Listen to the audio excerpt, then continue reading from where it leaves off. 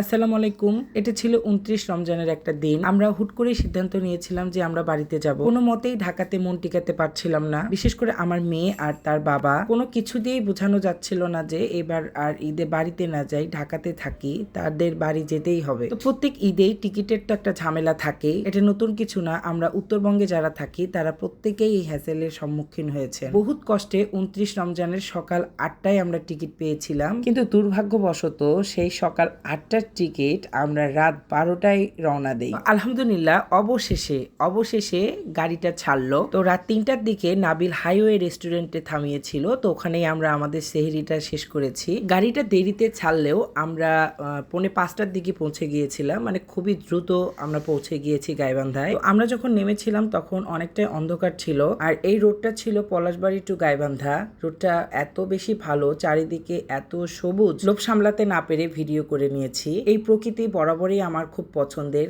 খুবই টানে আমাকে। ঢাকা শহর কখনোই আমার পছন্দ না। আসলে সব জায়গারই খারাপ ভালো থাকে। আমি হয়তো ঢাকায় থাকছি তাই মনে হচ্ছে এই দিকে এসে থাকলে হয়তো বা ভালো লাগবে, আবার যখন এই দিকে এসে থাকা শুরু করব তখন মনে হবে যে না, ঢাকাই ভালো ছিল।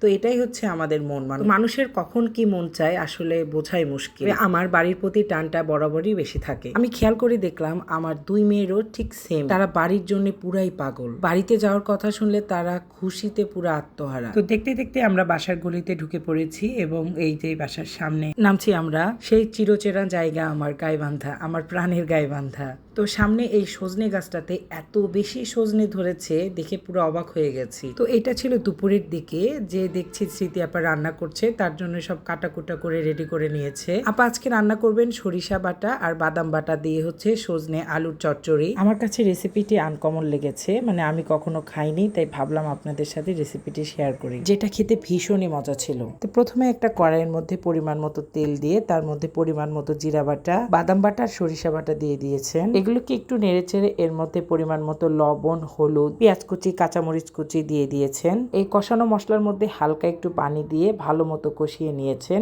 তারপরে এর মধ্যে সজনে আর হচ্ছে আলুগুলো দিয়ে দিয়েছেন। তারপরে একটু নাড়াচাড়া করে অল্প আছে এটাকে রান্না করেছেন। যখন মাখো মাখো হয়ে আসছে তখন এটাকে নামিয়ে ফেলেছে। আমার কাছে এই তরকারিটা এত বেশি ভালো লেগেছে যে সারা জীবন এই স্বাদটা আমার মুখে লেগে থাকবে।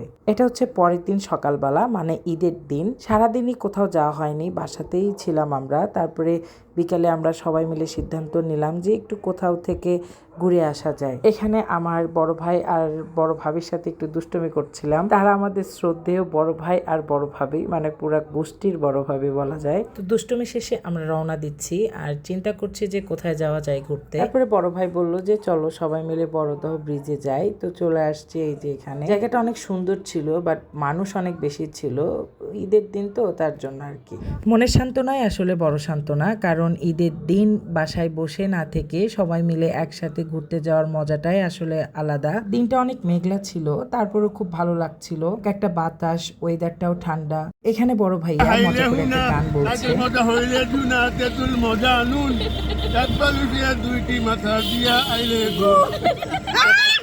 বড় ভাইয়া সাথে থাকলে বিনোদনের কোনো অভাব থাকে না। কিছুক্ষণ পরপর এমন এমন একগুলো কথা বলবে আর আমরা সবাই হাসতে হাসতে শেষ। আমাদের এইদিকে মাত্র ধান লাগিয়েছে, তো যেদিকেই তাকানো যায় শুধু সবুজ আর সবুজ।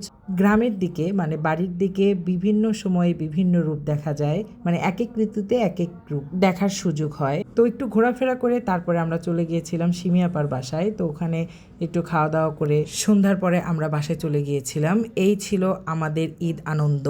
আপনাদের কেমন কাটলো ঈদ জানাবেন প্লিজ। আজ এই পর্যন্তই। সবাই ভালো থাকবেন, সুস্থ থাকবেন। আল্লাহ হাফেজ। ঈদের দিনে ছবি না তুললেই দিনটা অসম্পূর্ণ থেকে যাবে, তাই সবাই মিলে একটু ছবি তুলছি, মানে তুলেছি আর বলছি ঈদ মুবারক। যদিও আমার ভিডিওটা অনেক লেটে আমাকে ছাড়তে হচ্ছে, তবুও ব্যাপার না, আবারও ঈদ মুবারক।